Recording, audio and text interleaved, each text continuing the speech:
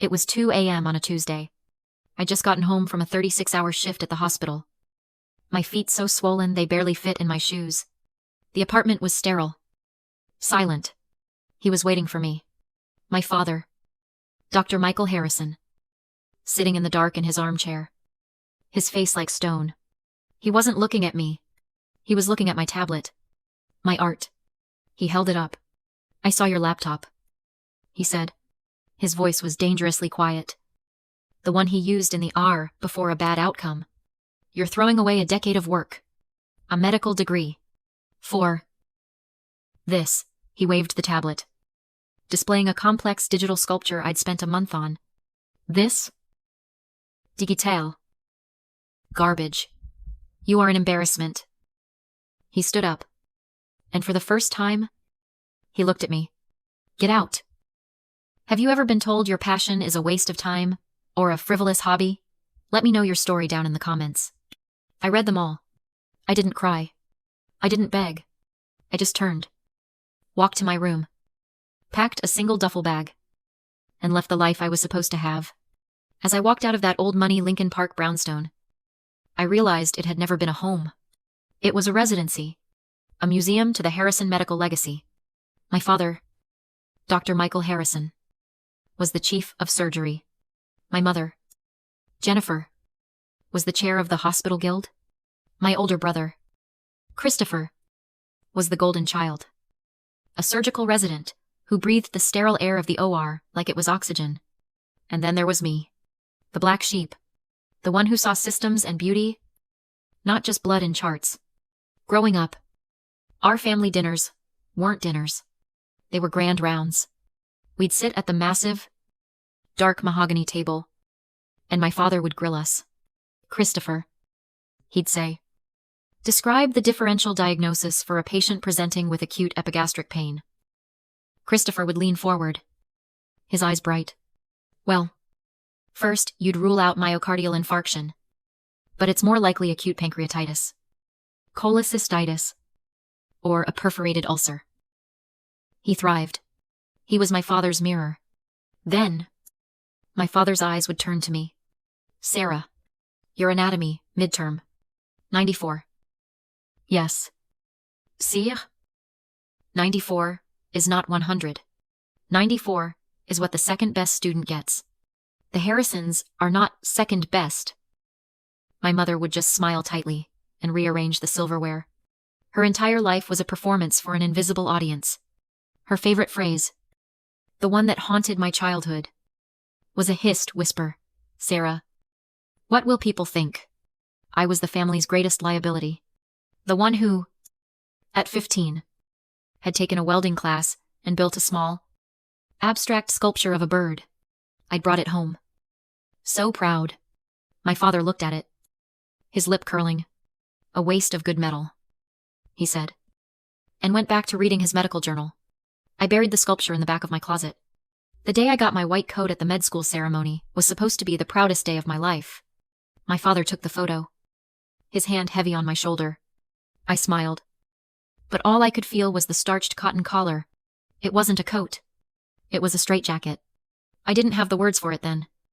But our family wasn't a family. It was a legacy. We weren't children. We were assets, expected to perform and generate returns in the form of prestige. This is the hallmark of a transactional family dynamic. Love is conditional. It's not given freely. It's a performance bonus for upholding the family brand. For years, I'd been trying to earn a love that was never available. Only leased. My father's rage that night. I finally understood it. He wasn't angry that I was failing myself. He was furious that I was failing him. I wasn't just his daughter, I was his investment. And I was defaulting.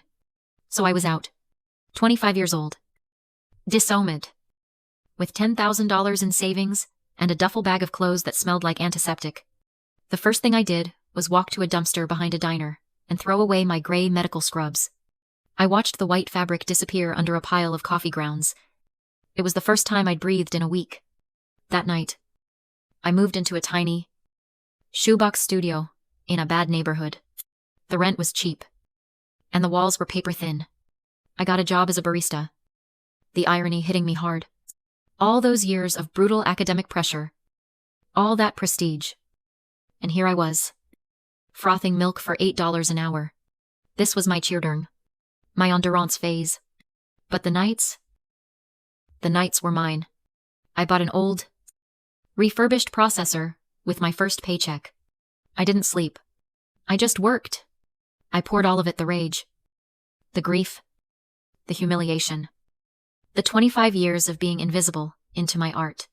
I sculpted with light and code, creating massive, impossible structures that defied gravity. Things that were beautiful and broken all at once. I was completely alone, creating in a void, until I posted one of my pieces on a small, obscure online art collective. A message popped up. This isn't just code. This is a soul. His name was Daniel Kim. He was 27. Running the collective from his own tiny apartment in Seoul. He didn't just see garbage. He saw a genius. We talked for hours. Then days. Then weeks. He was like me, an artist, hiding in a world that didn't get him. He was the one who found the grant. A new fund for emerging digital artists, offering a $750,000 prize. You have to apply. Sarah, he said, this isn't just art. It's the future. I sent in my portfolio, expecting nothing. 6 weeks later, an email arrived that made my hands shake. I'd won $750,000. It was the Gomli Butnga, the sudden justice. We didn't waste a penny. Daniel flew to Chicago. We used that money to build what we'd always dreamed of, a revolutionary platform. A digital gallery where artists could show their work in immersive, interactive spaces. And, more importantly, it get paid for it. We launched it on a Friday. By Monday, our servers had crashed. We'd had over 1 million visitors. The art world, which had ignored digital work for so long, suddenly couldn't look away. And that's when they called. A massive, white glove international art fund, based in Zurich. They weren't just interested in the platform. They were interested in me. They wanted to acquire my entire debut collection and the platform's core technology. After 6 months of negotiations, they sent the final offer. $25 million. $25 million. The number just sat there on my screen. It didn't feel real. It was just a string of zeros. I didn't buy champagne. I didn't celebrate. I bought a one-way ticket out of Chicago. I left the cold, gray, clinical city that held all my ghosts. And I flew toward the sun. I flew to Santa Fe. I was drawn by the earth. The warmth, the soulfulness of the high desert. I found a property online. It wasn't a rigid, old money brownstone, like my father's. It was its opposite. It was a sprawling, minimalist adobe estate that seemed to grow organically from the red earth, overlooking a vast, silent canyon. I paid $22 million for it. Cash. The centerpiece wasn't a grand ballroom or a 3-story foyer. It was a studio. A massive, warehouse-sized space with a wall of glass that captured the entire desert panorama. The day the sale closed, I walked into that empty house. The silence was deafening. My footsteps echoed on the stone floors. I stood in my studio, in this $22 million palace of art, and I felt nothing. Just pure, cold fraud. This is the hidden pain of the winner. The moment you get everything you thought you wanted, and you're terrified. You're just a child playing dress-up in a house you didn't deserve. I stood there, looking at the perfect, empty horizon. And all I could think was, my father, Dr. Harrison, holds lives in his hands. He's a surgeon. He saved people. I just make pretty things. The guilt was suffocating. I had run away, played with my digital garbage, and stumbled into a fortune I hadn't earned. I was an imposter in my own life. The imposter syndrome didn't last. The work was too demanding for that. The acquisition was finalized. And I spent the next few months in a blur. I wasn't just an artist. I was the head of a new innovation hub, working with Daniel and the Zurich team to integrate the platform. I was busy. I was focused.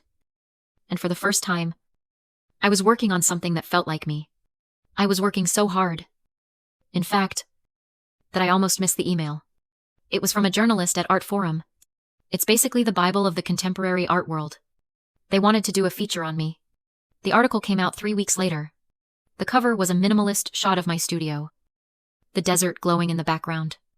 The title was The $25 Million Ghost, How Sarah Harrison, an unknown, became the new face of digital art. It was a flattering piece.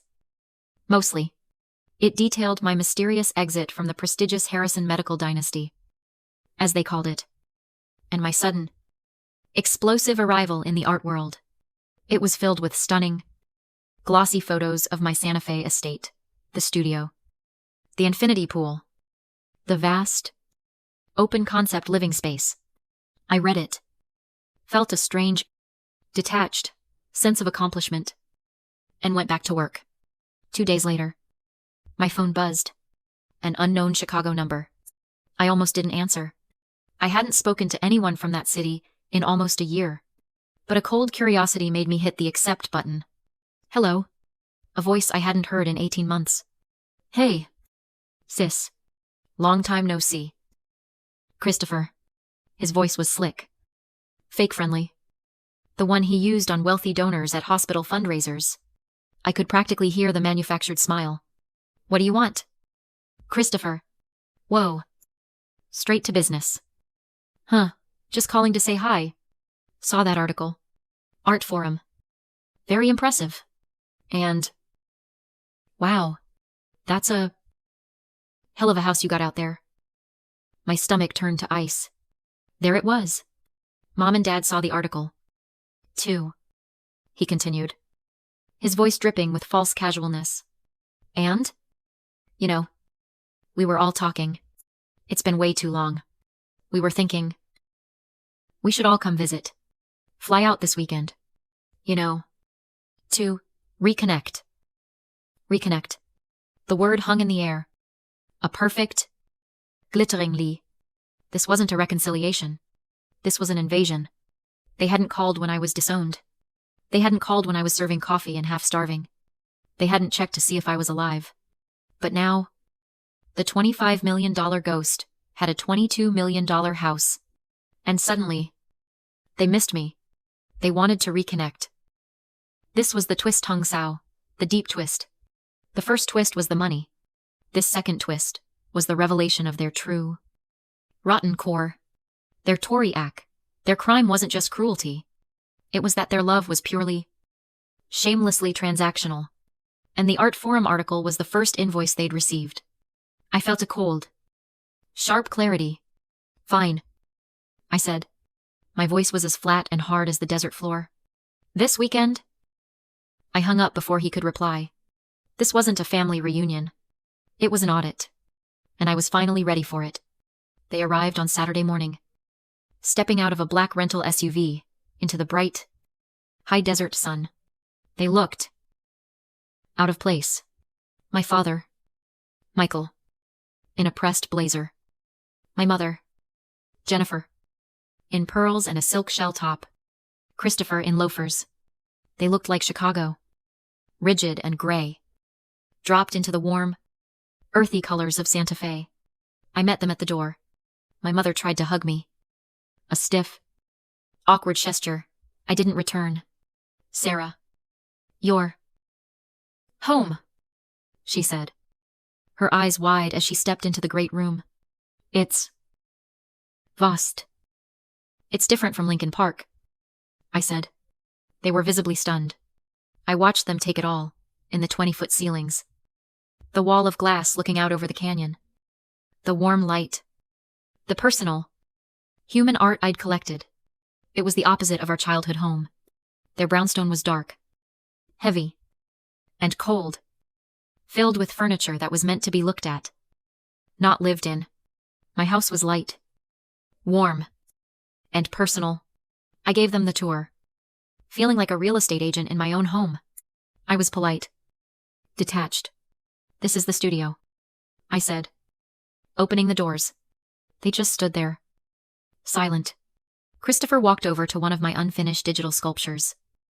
A massive, swirling form on a bank of monitors. This is What you do? He asked. This is what I do. I said. Impressive. My father said. But his voice was tight. He wasn't looking at the art.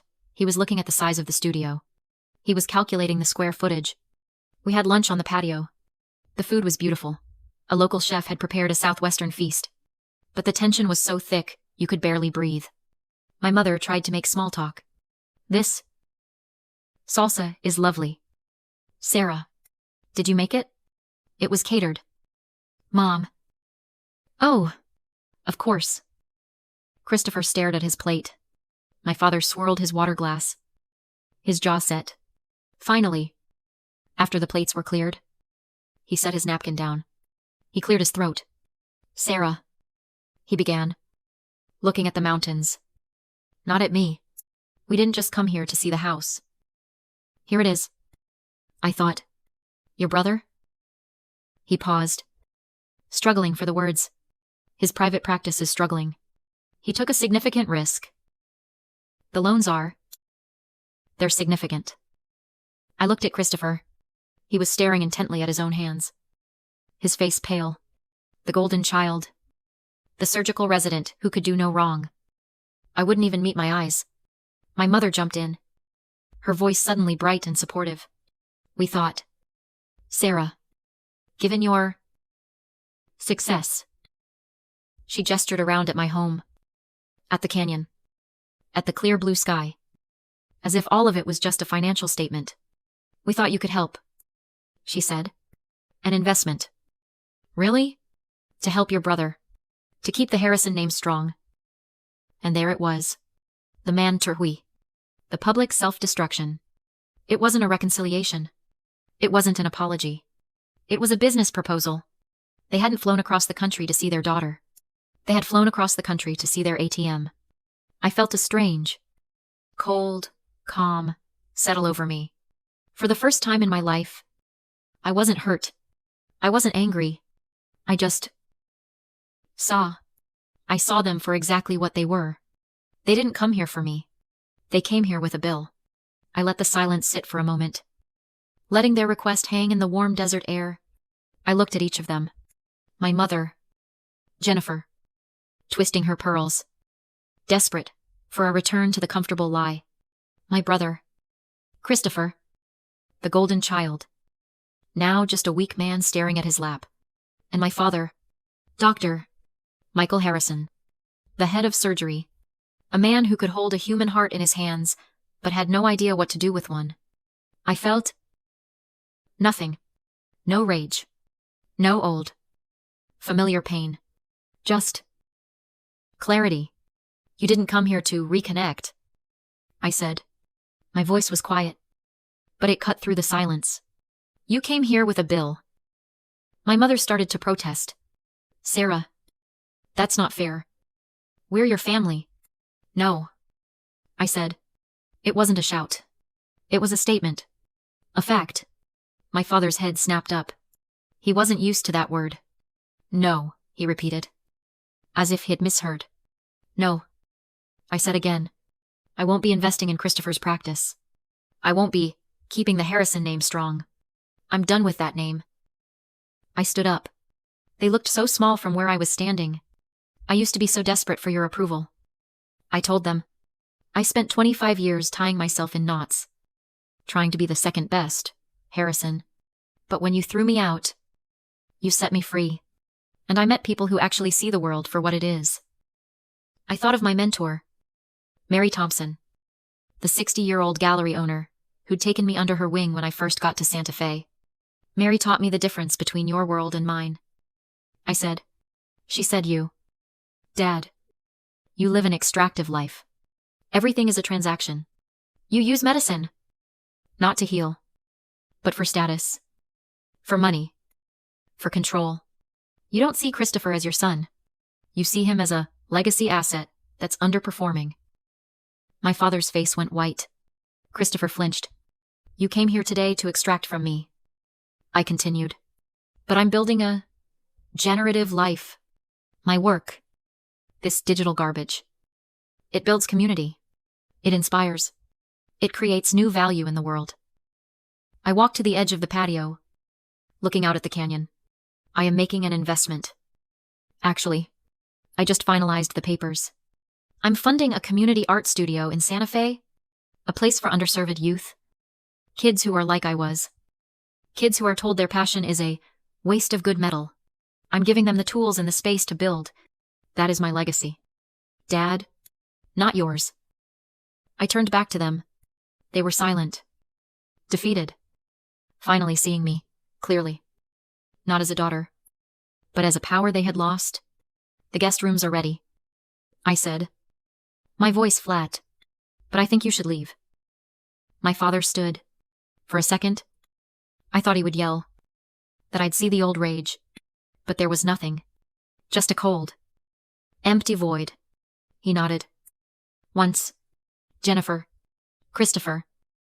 They left. I didn't watch them drive away. It's been 6 months since that day. My studio is no longer empty. It's filled with laughter and chaos. Daniel moved his life here. He runs the platform from the guest house. Mary comes by for wine on Fridays. And on weekends, the kids from the art studio come over. We work on a massive, collaborative sculpture. We make a mess. We create. I look at them. At Daniel. At Mary, the family I chose. The family I built, and I feel a sense of peace that no amount of money could ever buy. My name is Sarah Harrison. I was disowned by my family. But I found my legacy. Not in the prestige they demanded, but in the blueprint I drew for myself. So what's your blueprint? What are you building? Let me know in the comments.